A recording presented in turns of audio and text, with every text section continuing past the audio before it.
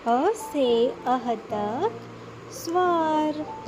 अ अनार का मीठा दाना, आ आम को चूस कर खाना।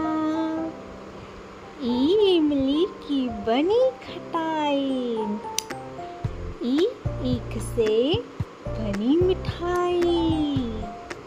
ऊ उल्लू को मार भगाओ, ऊ ऊन से स्वेटर बुनो।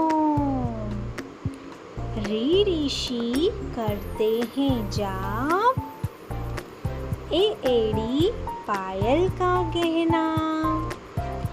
आई ऐनक आँखों पर पहना, ओ ओखली में कूटो धान। औ औरत भारत की शान, अंगूर का मीठा गुच्छा, अह लगता सभी को अच्छा।